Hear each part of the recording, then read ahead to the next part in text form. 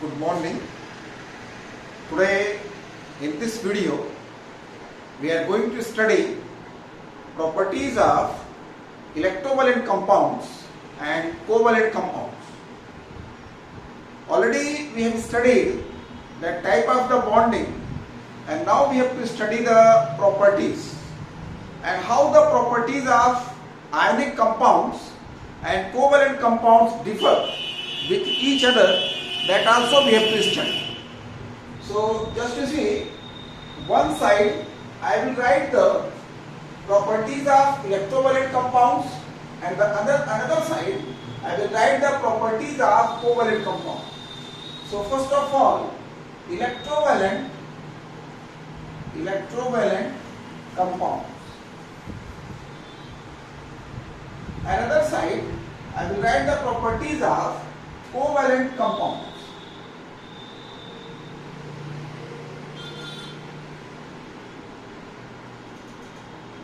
First of all, what are the constituent particles?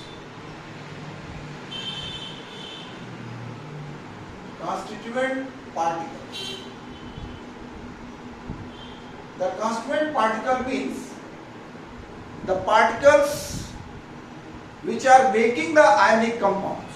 So if I ask you, in sodium chloride already you have studied that this is the ionic compound. So what are the constituent particles? If I ask you, you will answer that Na plus and Cl minus ions are there. So these particles are making this sodium chloride.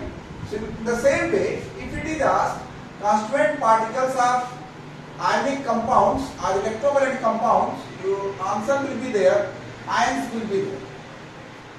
In the same way, if I ask you, as you know, water is a covalent compound, what are the constituent particles? So you will not say here hydrogen atom and oxygen atom. The constituent particles of this one, water molecules. In the same way, if I ask you what are the constituent particles of ammonia, so we will say ammonia molecules. So here in electrovalent compounds, the constituent particles of ions, and here the constituent particles that molecules. Very important point, that constituent particles of ionic compounds, ions will be there, oppositely charged ions are there, and constituent particles of covalent compounds, that molecules are there. Next one is force of attraction. What type of the force is present? So in this electrovalent compounds, that strong electrostatic force of attraction is present. Strong electrostatic force of attraction. In that one, the force name is given V. van der Waals force of attraction. It means the ions in ionic compounds, they are held by a strong electrostatic force of attraction, and in covalent compounds, between the molecules forces are there. Like this, molecules are there, between the molecules forces are present, and that force is called weak van der Waals force. As the name is given, weak van der Waals force, the force is very weak. If you want to break the force, here you have to supply the more amount of energy, and in covalent compounds you have to supply the lesser amount of energy. So next one is state. In which state that ionic compounds are found, and in which state covalent compounds are found. So what is the state of ionic compound? So just you see, already you have seen in your daily life, whatever the ionic compounds you are using, just to see common salt you are using, common salt NaCl, that solid is there. You must have seen that sodium carbonate solid is there. In the lab you must have seen copper sulfate solid is there. Then quicklime calcium oxide you have seen, that solid is there. Chalk you must have seen calcium carbonate solid is there. It means almost all the ionic compounds, they are found in solid state. So which state they are found? solid state. Solid state. Then covalent compound. Just you go through your daily life. What are the covalent compounds you are using? First of all, you see you are using the water. What is the state of water? Water is found in liquid state. Carbon dioxide you must have seen. Covalent compound is their gaseous state. Then oxygen, covalent compound, gaseous state. Nitrogen, covalent, that gaseous state is there. Then you are using diesel, petrol.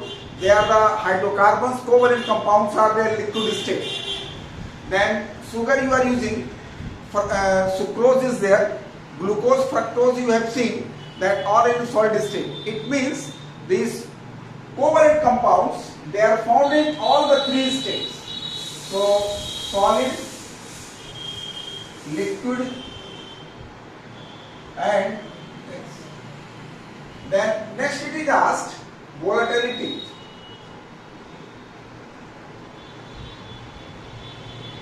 Volatility. These electrovalent compounds are non-volatile and these covalent compounds are volatile. What do you mean by volatile and non-volatile? If you take any compound, just you heat it.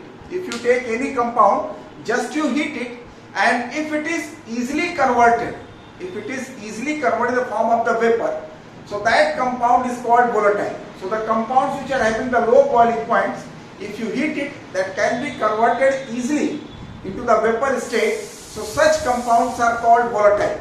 And if some compounds are there, when you heat it, that cannot be easily converted in the form of the vapor.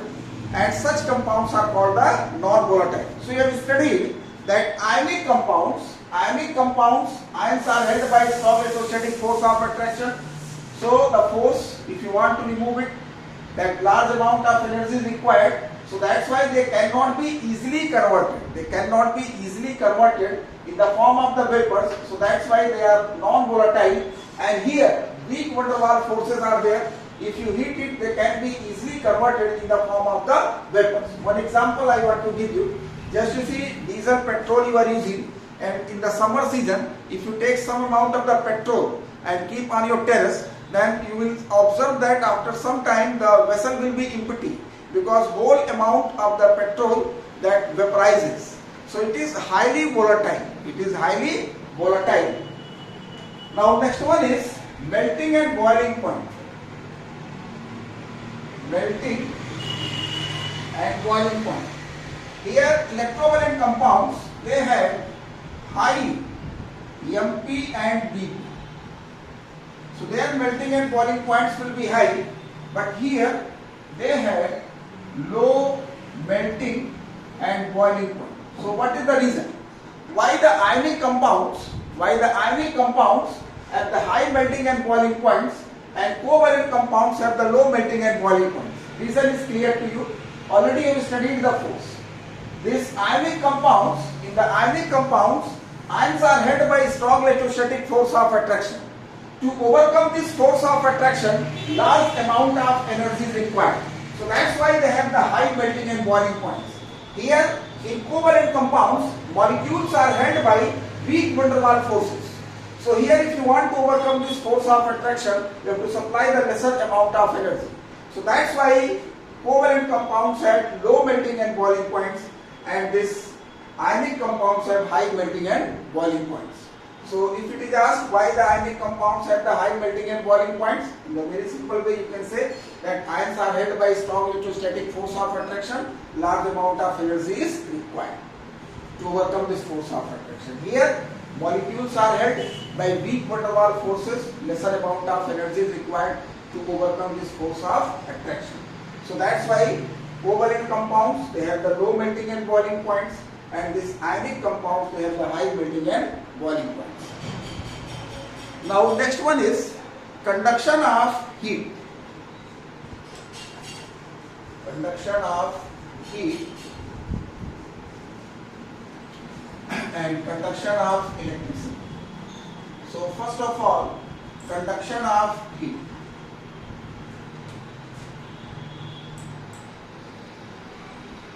conduction of heat. They are good conductor,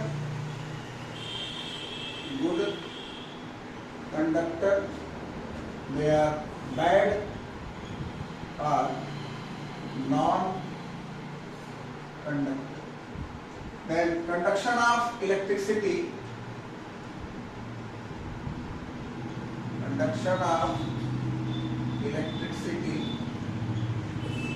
in the molten state,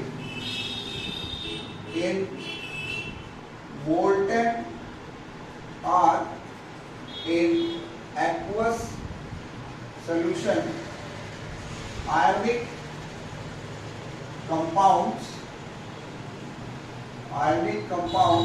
are conductor of electricity because ions are free to move. So in molten state or in aqueous solution state, ionic compounds are conductor of electricity because ions are free to move. In the third chapter we will study the electrolytes. Electrolytes are conductor because in that one free ions are there. So if you take the ionic compound in molten state, means when you heat it, then it will convert to the liquid state, fused state, that is called the molten state. Or when you dissolve the ionic compound in water, that is called aqueous solution. So in both the cases, it will be conductor. In both the cases, it will be conductor because ions are free to move. But in solid state,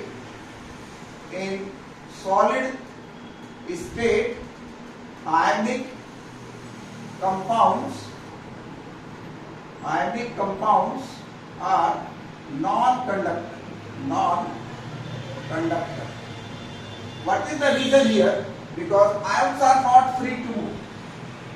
Because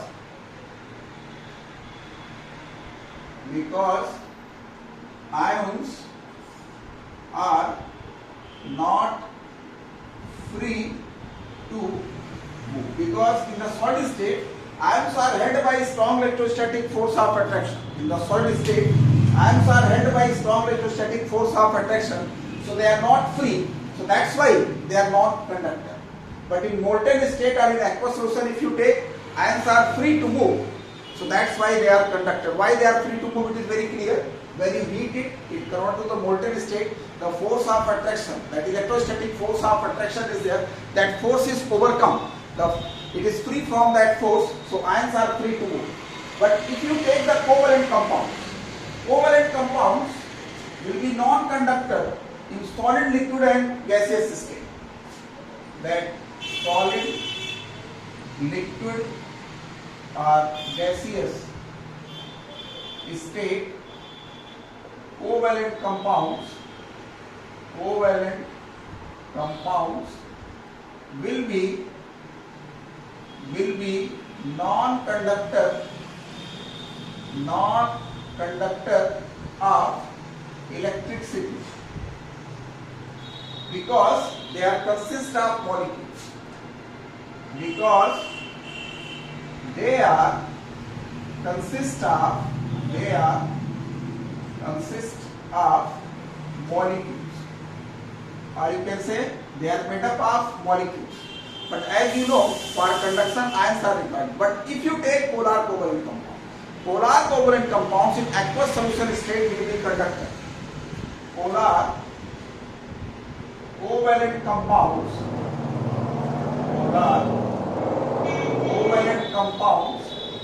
in aqueous solution state will be conductor. Polar covalent compounds in aqueous solution state will be conductor because free ions are present. For example, if you dissolve HCl in water, so this will form H plus and Cl minus. So it will be conductor. If you take ammonia, dissolve in water, So this will form ammonium hydroxide, and this ammonium hydroxide dissociate to form ammonium ion and hydroxyl ion. Ammonium ion and hydroxyl ion. So that's why they will be conducted. Here one very common question is there. This HCl and ammonia, both are polar covalent compounds are there. So when they dissolve in water, they form the ion. So one common question is there. Name a covalent compound. Name a covalent compound which becomes ionic. Name a covalent compound which becomes ionic when it is dissolved in water. This is a repeated question many times in board paper. Name a covalent compound. Name a covalent compound which becomes ionic when dissolved in water. So your answer will be there, HCl or ammonia. Anyone you can write. So it is clear to you. If you take solid, liquid or gaseous state, any covalent compound, either it is polar or non-polar, both the type I have taken. Either you take polar or non-polar, both the type of the compounds, solid, liquid and gaseous state, they will be non-conductor. What is the reason? Because they are consist of molecules. They will not ionize. They will not ionize in solid, liquid or gaseous state. So that's why they are conductor. They are non-conductor. But if you take polar covalent compounds in aqueous solution state, it means if you take polar covalent compound and dissolve in water, that will be conductor. What is the reason? Because they will form the ions. So free ions are present. So that's why they are conductor. Very important point. Next one is electrolysis. Next point is electrolysis.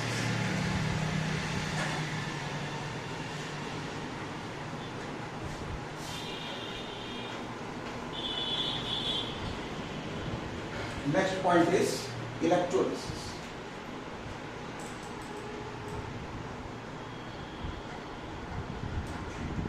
You must be thinking what is electrolysis. So for your introduction I want to tell you, in this class 10th, 5th chapter you will study electrolysis. Lower classes you will study if you take water and pass the electric current, that will dissociate in H and OH and you are getting hydrogen and oxygen. So it was given to you electrolysis of water.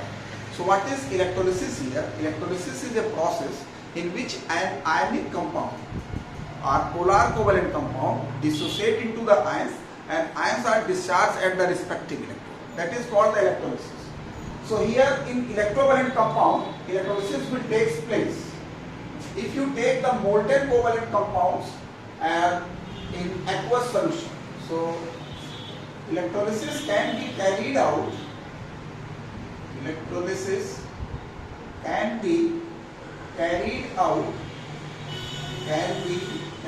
out in ionic compounds in molten state or in aqueous solution.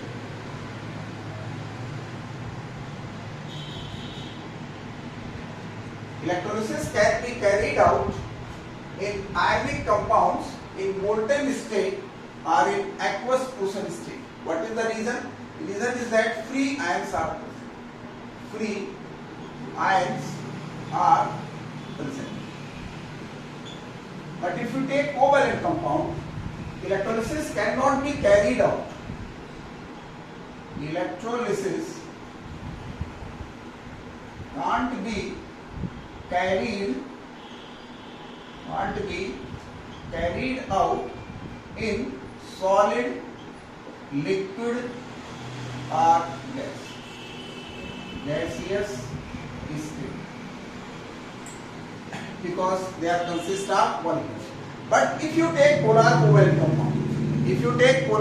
compound, in aqueous solution state, electrolysis can be carried out.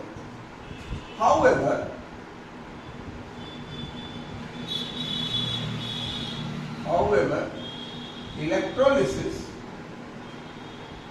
can be carried out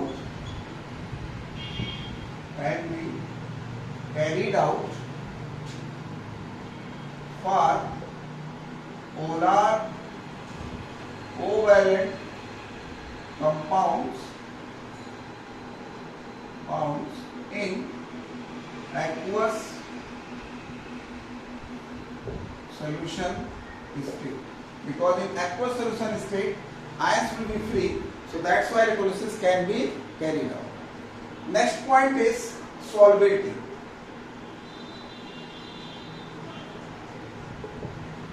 Solubility. So I want to tell you, ionic compounds, they will be soluble in water. What is the reason?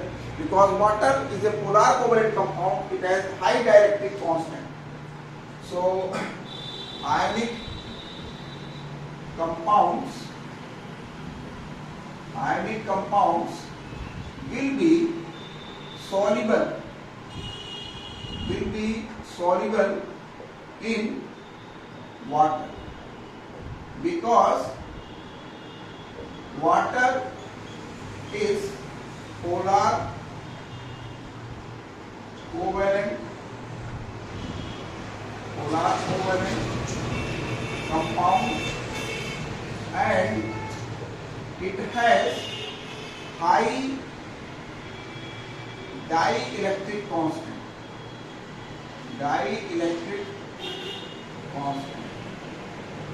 You must be thinking, what is dielectric constant? This dielectric constant, this is the property of the solvent. By which it breaks the solute particles into the ions. So if you take all the solvents, in all the solvents this water has the high dielectric constant. So that's why the ionic compounds are soluble in water. But ionic compounds are insoluble in organic solvents because they have the low dielectric constant. But ionic compounds will be insoluble in organic solvents,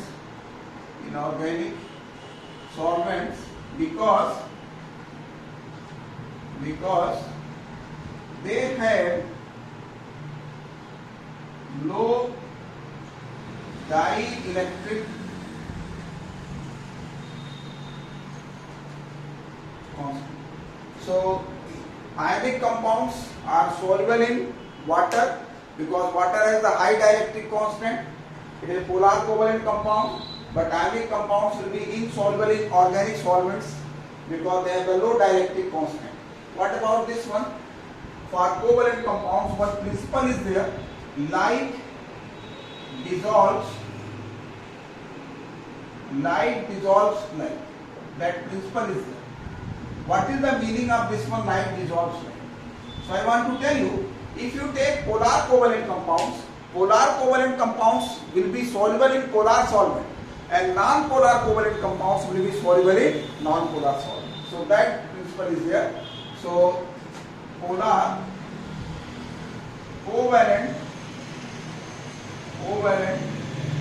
compounds will be soluble in polar solvent, and non-polar covalent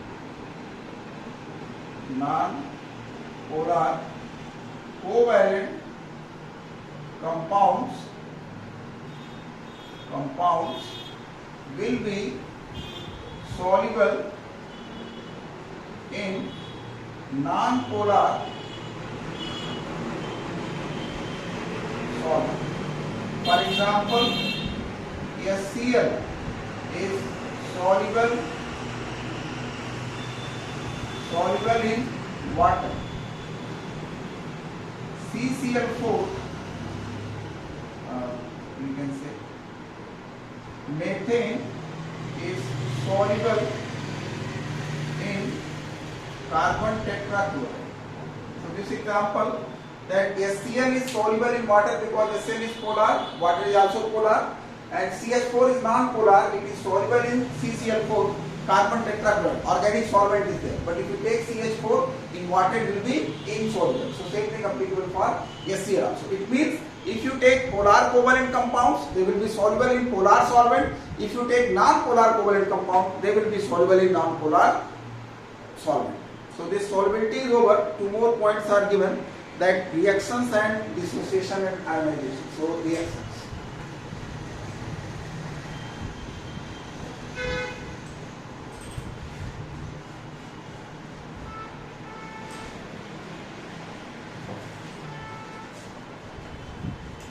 reactions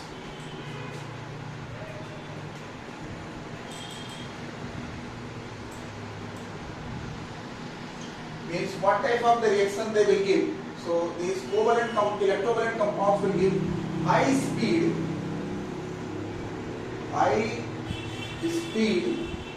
ionic reaction.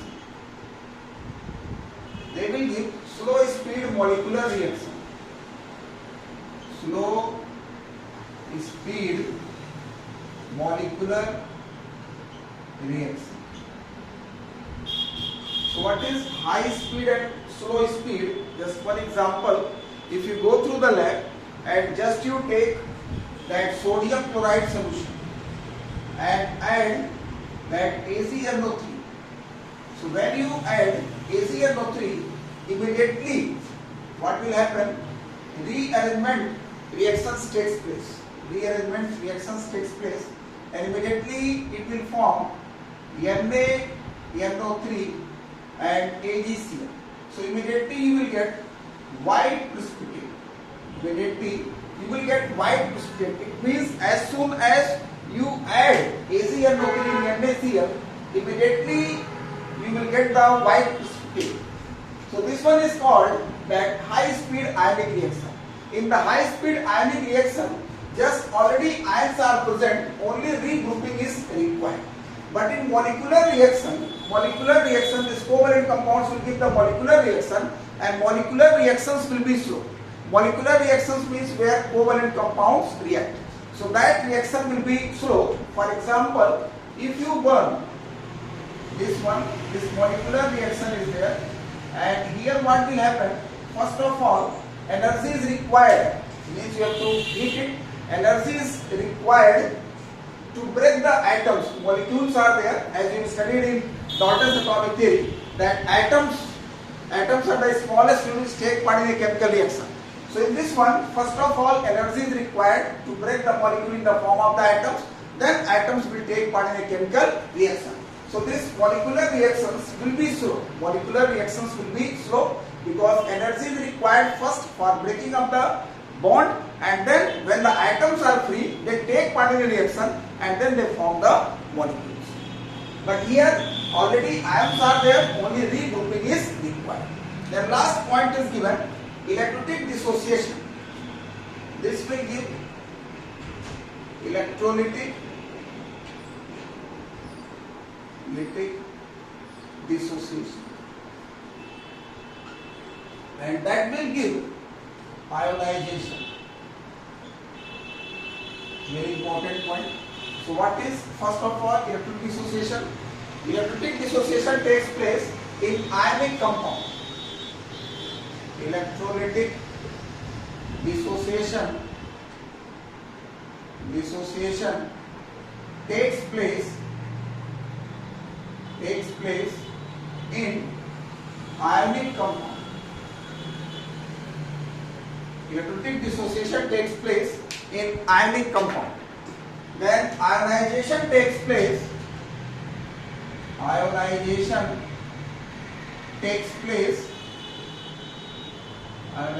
takes place in covalent compounds. You must be thinking, what is electrolytic dissociation? So here already ions are present and separation of ions takes place. Separation of ions takes place. In that one, formation of ions takes place. Formation of ions takes place. So just to see what is separation of ion, if I ask you what are the constituent particles of sodium chloride, what you will answer? You will answer that Na plus and Cl negative ions are there. So when you pass the electric current in molten sodium chloride, so what will happen? This Na plus and Cl negative will be separated. Already they are present in the form of the ions, but when you pass the electric current, they will be separated. So that's why it is given separation of ions. In the next one, if I ask you what are the constituent particles of HCl? You will say that the molecules. You will say that the molecules. So here what will happen? From the molecules, ions are formed. From the molecules, ions are formed, and here the separation of ions takes place. So this one is most important point. If you go through your board paper, they have asked that certain properties are written. Then they will ask which property does not belong to the ionic compound. So in that one they will give that ionic compounds are the high melting and boiling points, ionic compounds are the non-volatile, and ionic compounds go through the ionization. So they will ask you which property does not belong to the ionic compound. So what you will say? That ionization. So just you see the page number 34, and here you have studied all the properties, but as per the syllabus you mark that first property state, third property melting and boiling point, conduction of heat, conduction of electricity, and dissociation. It means first point you can mark there, that first, then third, first point, third point, fourth, fifth, and ninth. So these are given in the syllabus. Syllabus is given before the chapter, just to see scope of syllabus. So whatever the points, you can study all, no problem, but whatever the points are given, that you have to give the more importance. So just to see the characteristics of electrovalent compounds, it is given state of existence, melting boiling points, conductivity, heat and electricity. Conduction means both are there, heat and electricity. So in that one what we have marked there, conduction of heat, fourth and fifth you mark as conduction of heat and electricity, dissociation in solution in molten to be linked with electrolysis. Then properties of covalent compounds, state of existence, melting and boiling point, conductivity, heat, electricity, ionization in solution, comparison of electrovalent and covalent compounds. So you can study all the properties which are given in your book, but you give the more importance these points, because these points are given in ICSE syllabus. So in ICSE syllabus these points are given, so that you can give the more importance. So here we are going to stop, and next video I will give you the board questions.